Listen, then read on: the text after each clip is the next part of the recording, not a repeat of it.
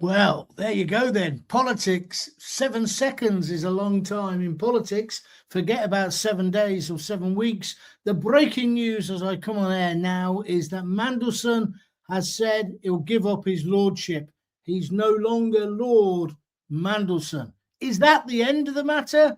I don't think so, because the fingerprints of Starmer are all over this controversy, which is why I've called them both clowns today. Let's get your immediate reaction. No big long intro today. What's your view on this?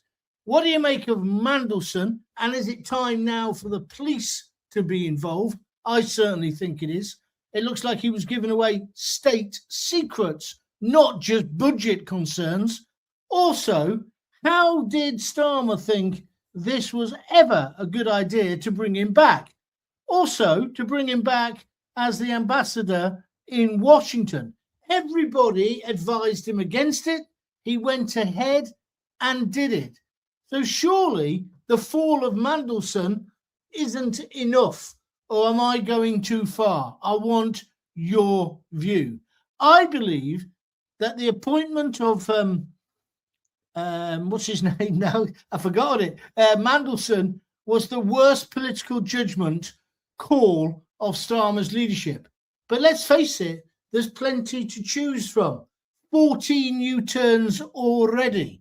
The way he cheated old age pensioners, the way he reverses every decision, his obsession with foreign affairs and getting his air miles up, his absolute refusal so far to go and see the victims, any of the victims, well, apart from Southport, but of course they all called him a wanker and he ran away. He hasn't gone to see anyone who's been murdered or raped, injured, families wrecked by the people that he's let in through the small boat strategy. Well, there is no strategy, is there?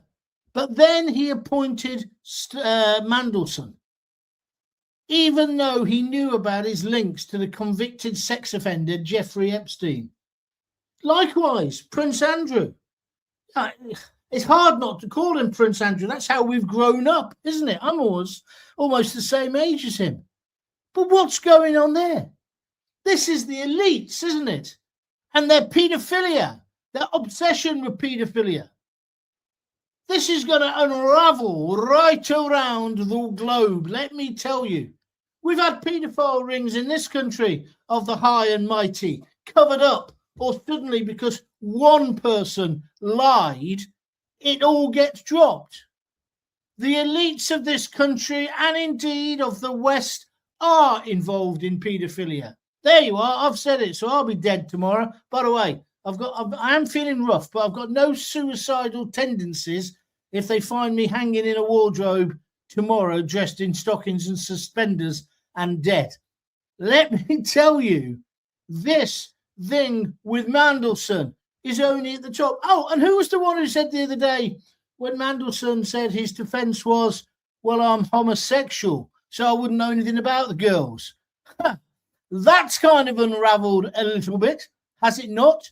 If you're supplying men or women, supplying women to men, can't you supply boys to men or women and men to men? I'm not suggesting Mandelson's a paedophile. I'm just asking the question. It's nonsense. And have you seen all his buddies in the media yesterday? People like Emily Maitlis. They're so far up Mandelson's backside. It's unbelievable. John Sopel and Emily Maitlis now should retire. They've got everything wrong when it comes to politics. They both said they thought it was a controversial decision to appoint him, but he would make a great ambassador. How many times have I told you? They're all too closely linked. The mainstream media, particularly the BBC, and indeed politicians. The relationship should be between a dog and a lamppost. That's the job of commentators and broadcasters. It's not their job to, let's go and have a nice cozy dinner together. Let's all get on. No, no, no. And if you didn't believe me before, Surely you must believe me now after this farce. And also, I don't want to forget the victims in all this, because the victims aren't the royal family. They're not Mandelson's husband. The victims are the girls who were being viciously, well, not viciously, yes, viciously, because it was against their will, raped by people like Prince Andrew, people like Epstein. And it would appear by lots of the elites, the greats and good of this world. Not so good, though, are they? This is infesting Western society. We've had the Pakistani Muslim rape gangs as a diversion to a certain extent. And of course, they've still got to be clamped down on, and we still need all the investigations there. But make no mistake about it, the elite must have loved that, because it turned the attention away from them. Think of the people who are named in that Epstein. I'm not saying any of these people are guilty, by the way. You've got people like Branson, Richard Branson. You've got people like Bill Gates, all implicated. Top politicians from most Western countries, not just Mandelson. Top sports people, entertainers. I suppose when you've got everything, when you're at the top, you've got all the power, you've got all the money, what's the next thing you do? Have something you shouldn't have, maybe. I don't know. Doesn't appeal to me, but it certainly appeals to them. As far as I'm concerned now, Andrew should be dragged by his ears onto a plane, thrown into the hold in shackles, and taken to the United States of America to stand trial. And then he can prove himself innocent or guilty before 12 good men and true. Are you with me? Same with Mandelson. See, Mandelson's the arch manipulator. Today, this afternoon, I've written a whole thing about this. Starmer was going to introduce a thing called Mandelson's Law, which means they could take away his peerage, or whatever they call it. Mandelson has now given it up voluntarily. Why? Because he hopes the heat will come off him. But the heat must not come off him. There must be a full police investigation into his behaviour on both sides of the Atlantic. He should offer himself up to the FBI, as well as Andrew, the scumbag ex-royal. If you agree with me, tell me. If you disagree, tell me. We're going to have a right good conversation and immediate reaction on the John Gaunt podcast today to all of this breaking news. Just going back, if we can, to Mandelson. You may not have been watching it. I've been obsessed with it today, because one of the things I found really interesting is Mandelson's talked about secret corridors between Number 10 and Parliament. I didn't know they were there. But he's talked about things he should never have talked about. Has he put our security at risk? Who does he think he is? This man should never be seen in polite company again. I did say at the time, and I do recall this, he should never have been made the ambassador. And this is where the crux of all of my argument comes to. Do you believe that Starmer will, can, or indeed should survive this latest scandal? Because I don't think he should. He's not fit to leave. He's proved it with 14 U-turns. He's proved it just recently when he went to China and he didn't even get a free bag of prawn crackers. He is a buffoon. He will never be a leader while I've got a hole in my underpants. The man is a liability. That's what he is, an absolute liability. When is everybody going to wake up and say, he's got to go? Was he not bothered that Mandelson had been best chums with the chief nonce of the world, of the globe, Epstein? Well, clearly not. And as I say, his fingerprints are all over this. Starmer chose to bring him back. Morgan McSweeney, who's his advisor, evidently Mandelson's his mentor. So he can go as well. Do you agree? But Starmer, I feel now, really has to leave. He has to get out of number 10. No one forced the decision to take on Mandelson. No one slipped Mandelson in through the back door, did they? Starmer actually gave him the dreaded vote of confidence, said he'd make a great ambassador. So what does it say about Starmer's judgment? Did he ignore internal warnings because he believed the public, us, wouldn't care? Did his inner circle, Morgan McSweeney, what a stupid name that is, misread the mood of the country? Or does it show a deeper issue? That just like Mandelson, Labour in its upper echelons still can't resist the pull of the old power brokers. Is that why he's been on 40 foreign trips? He loves strutting, doesn't he, like a peacock at Warwick Castle. So it isn't just about Mandelson anymore. It's about leadership.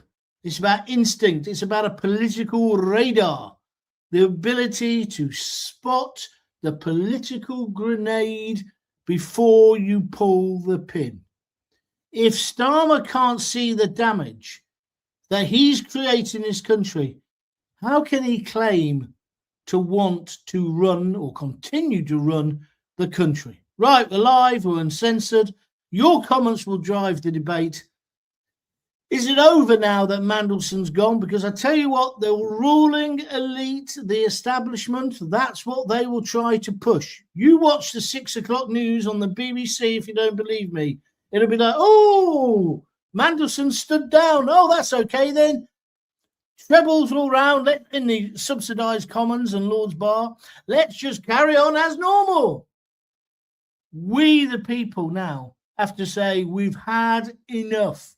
We've had enough of people flouting our laws. We've had enough people sticking a finger up when it comes to illegal immigration. We've had enough of the flip-flop warriors. We've had enough of our women being raped and murdered in the street or on a railway station, as we were talking about yesterday. We've got 3 at least active cases of sexual assault at this moment going on with these flip-flop warriors, as I described them.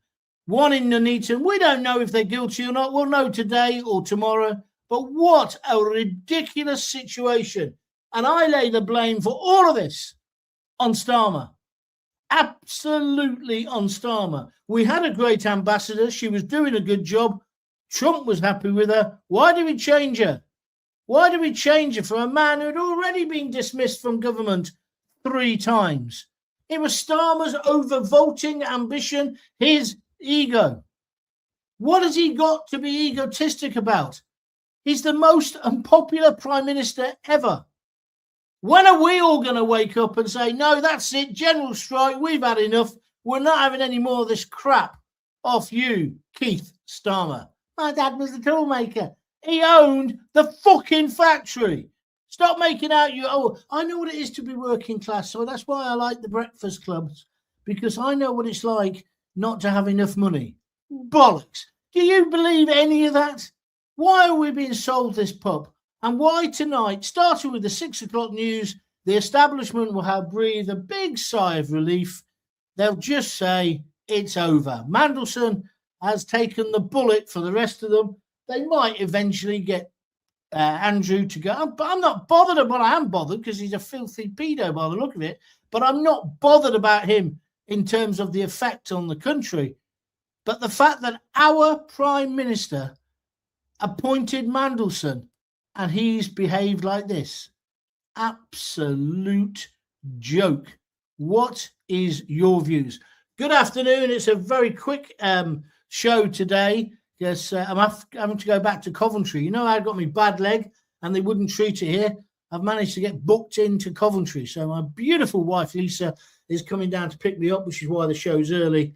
Anyway, the rules are the same. If you'd like to comment, write in the comment box. If you'd like to donate, click the little $sign and donate whatever you can afford, only what you can afford, please. It all helps to fund these independent broadcasting.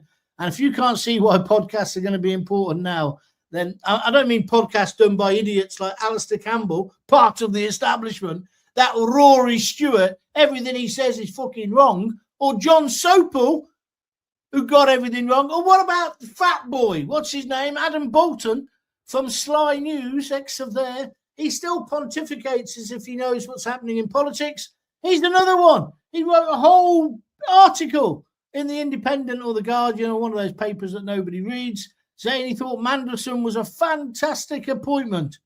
They're all in bed with each other, literally or metaphorically. That's why you need independent podcasting. So if you want to supply some cash, feel free, click the little dollar sign or go to www.buymeacoffee.com. I nearly forgot it then. /John Gaunt. I'm so dosed up on paracetamol, I could have easily forgotten it. Right, let's take some views. Heath Collinson, Mandy to go. Yes. Yeah, but you see, that's the problem. You might get too excited now thinking that's the problem solved. No, it is not. Denise Deacon, she says governments, royalty, celebs and lawmakers are all involved in paedophilia. It's an epidemic. And I've been saying this for ages. Denise, I agree with you. I absolutely agree with you. What's this one? Ye he should nonce. I don't even know what that means. Angie Jones. Try and write it in English next time. They look like big mates, but Starmer says just stop. Caesar. Look, I know you're excited. I know you want to get on, but read what you've said before you press send. Yes? Otherwise, we haven't got a chance of understanding you. Angie Jones, yours another one. No, he's a loon. Who is? Let's get somebody sensible. Jackie Ward, this is the icing on the cake. Starmer is proven time and time again to have poor judgment. Well said. And we shouldn't have somebody running our country who has such poor judgment. Time to go, Starmer. Correct, Jackie. He has to go. He can't survive this, can he? Well, maybe if people don't moan enough or complain. Think about this, John. Mandelson was known as the Prince of Darkness. Yes, he was. Why? Tell me. People didn't know he was involved in certain things. No, the Prince of Darkness really refers to when he was the spin and PR man for Blair. He used to ring up journalists and basically threaten them. People, he'd put a cabinet minister up on the Today program, and then afterwards he'd ring up and have a right go and say your career's going nowhere. And the Prince of Darkness means the dark arts of PR and how to manipulate things. It doesn't necessarily refer to the fact that people knew he was a friend of Epstein's, because they didn't, is the truth there. Okay, so let's go to the next one. Mark White, jobs for the boys. Yes, Mark. Mandy has more lives than a cat and is made out of Teflon, says Conor Lysak Stanage. Well, they used to say that, didn't they, about Tony Blair? He certainly has an ability to bounce back, but then that's because of all his mates in the establishment. If you believe in my theory, if you agree with me, that one of the problems we've got about politics in this country is that the mainstream media is too entrenched. They are in bed, literally and metaphorically, with certain presenters, journalists, editors, producers, and politicians, then that's what he was brilliant at. Just recently, even though he was in trouble this week, people are still saying, oh, it's the end of a great political career. I would imagine there'll be some people on BBC Two who will have black armbands on tonight. They'll be in mourning. This man deserves everything that's coming to him. Your memory is probably not as long as mine. I mean, I can remember when he bought those chairs, and also when he went to the football and he had fish and chips up north, and he said, oh, I'll have some of that green stuff. Is that avocado? It was mushy peas. That's what this bloke was like, but he knew how to intimidate and bully journalists. And that's why you cannot trust the mainstream media. Donate now, please. I don't know how many times I've got to tell you. Sue says the Labour government are an absolute joke. Starmer should also resign. Please, God. Well, that's where I'm coming from, Sue. I'm saying I don't see how, if you look at the evidence, he appointed Mandelson. Despite all the warnings, despite all his own knowledge of the man, it was him. Well, doesn't the book stop with him? Especially when you look at Starmer. He's been in power 18 months and has been, is it 14 or 15 U-turns? He's so unpopular, the most unpopular PM we've ever had. Stu carries on to say, I live abroad, but I feel really sorry for you guys having to live under this government. Sleaze is rife in the Labour Party. Do you know what? Unfortunately, I don't think it's just in the Labour Party. Look at how dreadful the Tories were for the last 15 years as well. And the powers that be just cover it up. Nonce Brigade, says Sue. Thank you very much indeed. Labour attract the dirty and the rotten, says Annette Locke. Well, is it the same for the Tories, though? Come on. We can't forget the expensive scandal, can we? We can't forget that they started this boat fiasco. So we've got to try and keep it in perspective. But then again, Labour are in power. So they deserve the brickbats, don't they? Mark the Vicar says it's a club and we're not in it. Thank goodness. Absolutely. Mandelson et al. Are the architects of their own misfortune. They'll get what's due to them and they'll deserve it all. Will they? Will they? He's no longer a lord, which obviously he loves. He's no longer got the money coming in from that. But do you really think, Connor, that'll be it? I don't think it'll be much more than that. Will he face the full weight of the law, which obviously he should do? If he has been giving out cabinet secrets to a man, right? This is the accusation that during Gordon Brown's reign, Alistair Darling was the Chancellor, that Mandelson was telling somebody who's involved in banking, as well as being a paedophile, Epstein, confidential information, which he could have made billions or millions from. Confidential stuff that was being discussed. Even Gordon Brown's resignation. He was telling bankers to put the pressure on Gordon Brown to resign. That's not democracy. That's pure treason. And if anybody else was involved with him, I want them in court. But I want Mandelson in court. But on both sides of the Atlantic. This side, definitely, for the briefing. It wasn't briefing, it was spying, effectively, wasn't it? To a foreign agent who also happened to be a paedophile.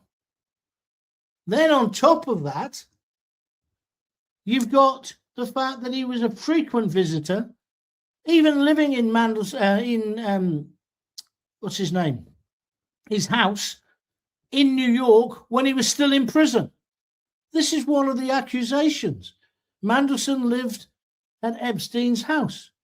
Then there's the picture of Mandelson in his wife's.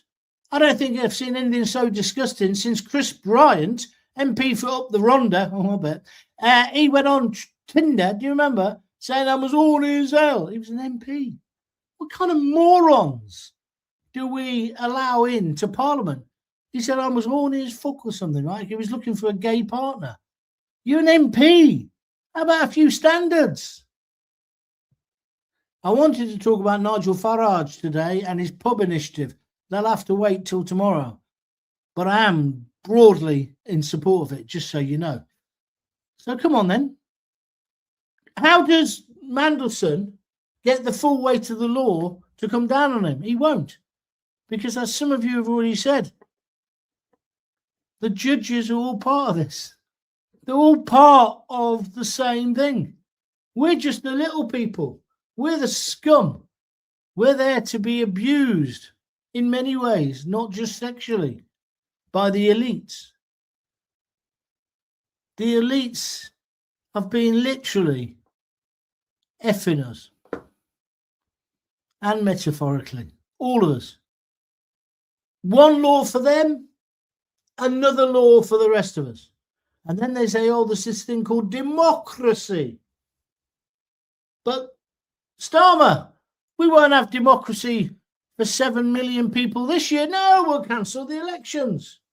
Let's cancel the elections, not bother even talking to some of the people, any of the people in Crowborough, when we then import 500, 700 illegal men of fighting age to live next to their daughters. That's democracy, is it? That's living in the West. That's freedom, is it?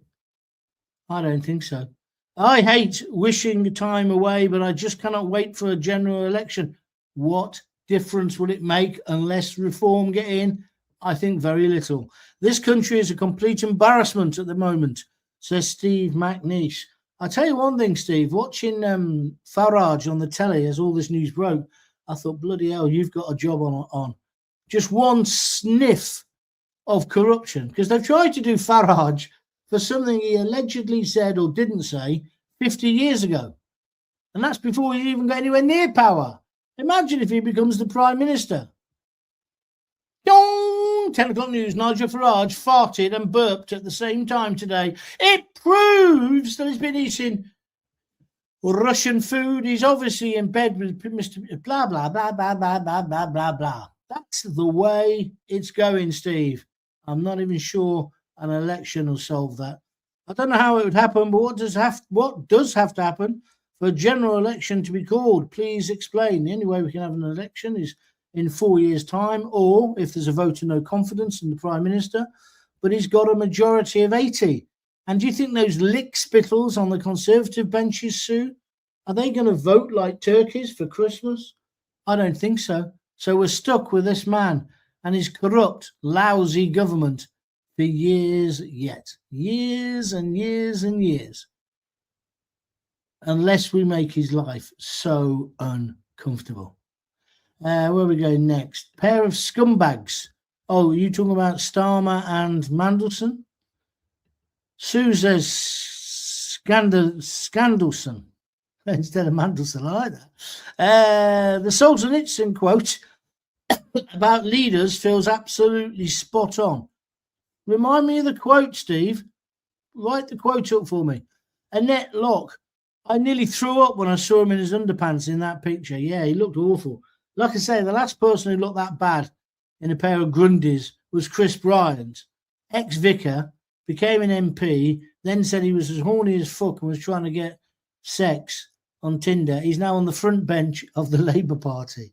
And he's now like, was he father of the house or something? He's like the big moral man. Yeah, mate. Yes, mate. Sue, you've been on. I'm not going to put that one on. Steve McNeish. I say, agree, Nigel's got his work cut out, but he's got my vote. He can't do any worse than the other parties. That's exactly where I'm coming from, Steve. And when they say he hasn't got any experience, you say, well, we've had a load of people with experience. Look what they've done. The country's completely and utterly knackered. Unbelievable. News alert. 500,000 migrants head to the UK. What are you on about, Scotty? What's that about? Is that meant to be sarcasm? I don't really understand that. Right, I'm done. My leg's killing me. I'm going to get myself back to Coventry, get myself to see my doctor, and hopefully he'll get healed. It's all shit. Have you noticed that? Most of your doctors now are female. I don't mind. When I was in hospital dying, every single person who looked after me at the top level was a woman. All the top surgeons and all those bits that, you know. And also, actually, then even at the lower levels, all the nurses were women. And the lady who used to bring me a cup of tea every day, and on the first day, she was a little Asian lady. She said, well, what's your name, dear? I said, my name's Jonathan, but everyone calls me John. Can I call you John? I said, yes, you can. Every day and every afternoon, she brought me a cup of tea. And she's typical old lady. You know, the old ladies in working hospitals always wear like a blue house coat type thing. She was lovely. Really nice. It's those little things that make it better. Scotty Darling says it's on the news. Well, it needs to be a bit more than it's just on the news. Who says it's on the news? What's the story, Scotty? Thank you very much indeed. Stu says, what? Can you get an appointment? Get well soon. Yeah, you weren't listening yesterday, Sue. I did my knee in last week. Too long a story to go into here, but I ripped my knee to bits. Blood everywhere. I left it for a couple of days, thought it would heal. Typical bloke. And it didn't. Went to see a nurse in Coventry just before I came down to Oxford to see my daughter.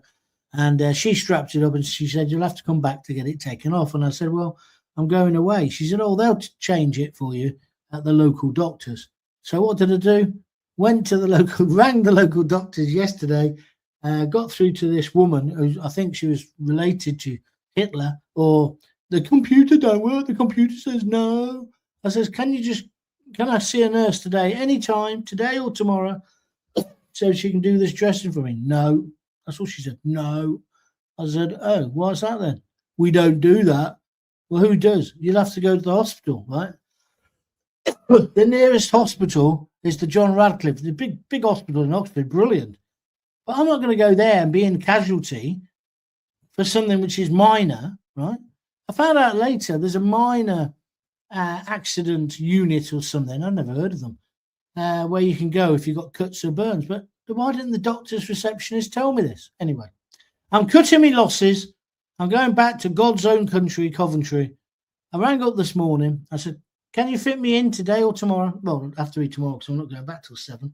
She says, yeah, how about 11 o'clock tomorrow morning, Mr. Gaunt? I said, thank you very much. So hopefully I shall get it repaired. But I actually think I need some antibiotics. I feel a bit weird. And for those of you who are new listeners, I had sepsis a couple of years ago. I nearly died. And that was from ignoring a wound. The wound was in an even more painful place. We'll leave it there. And as a typical bloke, I ignored it. And then I suddenly went a bit doolally. You start talking absolute garbage. And I felt a little bit like that today. I'm not a hypochondriac. I don't normally go to doctors, don't normally get ill. Just recently, I've had a run of bad colds and stuff. Maybe it's God telling me the end is nigh. What do you reckon? Never mind. We'll see. Jackie Ward's given me 3 red hearts. I don't know if you'll be here, Jackie. Nice to hear from you. We know that they're lying. They know that they're lying. You even know that we know they're lying. We also know that they know we know they're lying too. Oh, that's your quote. That is brilliant, Steve Palmer. Thank you very much. Let me read that out again. We know that they are lying. They know that they are lying. They even know that we know they are lying. We also know that they know we know they are lying too. Solzhenitsyn, I think he's saying that's from. Thank you very much indeed. Scotty Darling is saying that the 500,000 migrants heading to the UK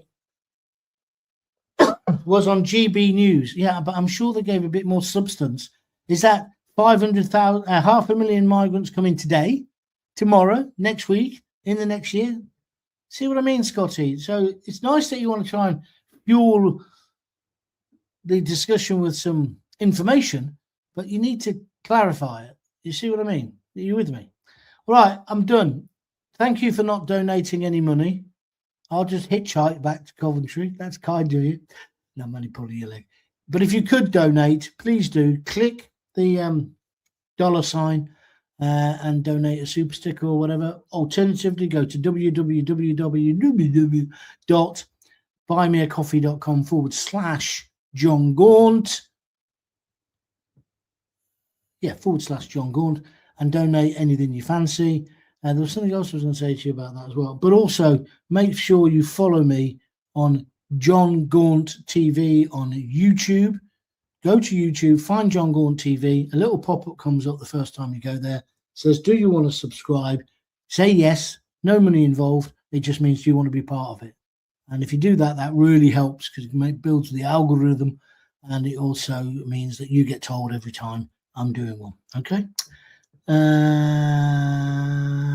And then Steve Palmer, he said the end of that quote is, that's, but yet they continue to lie. Slapping a bird's arse says, I've just got here. Well, we're just going.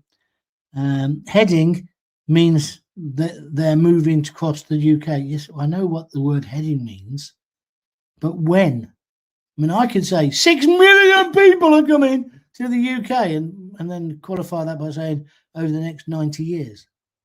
Do you not understand what I'm saying, Scotty? Don't have an argument with me, because when it comes to journalism, I'll just run rings around you. Tell Army Duck, says Sue Hardwick. Thank you, Sue. And look at that. Steve Palmer didn't want me to go home penniless today. He's just donated a £5, $4.99, and give me 5 gold stars. Thank you, Steve, for donating. Every penny helps. I really appreciate it, my friend. Thank you very, very much indeed. Right. Unbelievable. Not the program I thought I was going to do today. I thought we were going to talk about pubs. Then I thought, well, it's all going to be about Starmer and Mandelson. And then literally about 2 minutes to 3. Oh, no, it was after actually. It started at 3:15, didn't I? They announced that he'd given up his peerage. Unbelievable. But we still had a show. Can you get Owen Jones on as a guest, John? No. Well, I probably could, but I wouldn't. Why would I want him? What's he say that's of any importance? I'm going to start having guests again soon, but I'm not going to have. Here's so-and-so. Here's Matthew. He's with me now, but you can catch him again at 10:15 on Talk Radio. And at 11:15, he's on GB News. Then he's on the Jeremy Wine Show. He's got fuck all to say on any of them, but that's where he is. That's his schedule for today. Mind you, he was homeless, so it's good. It gives him something to do, so I'm all for that. But no, I won't be getting Owen Jones on. I can't stand the little creep. And I've said it to his face many, many times on many, many programmes. I don't see what I'd achieve by having him on. Get Serco on your show, says Scotty Darling. Right, I'm definitely going. Got to have some more paracetamol. I'll see you tomorrow at 6. That's when I normally do the show. If you've enjoyed today's show, tell all your mates. Please share the links. Please tell everyone about the show. Please tell everyone what I'm doing. Follow me on Twitter. Follow me on Facebook. And, of course, on John Gaunt TV on YouTube. Until we meet again, thanks a lot. Remember, if you've got kids, give them a kiss. Give them a hug. Hey, hey, hey. Don't forget to tell them you love them. See ya.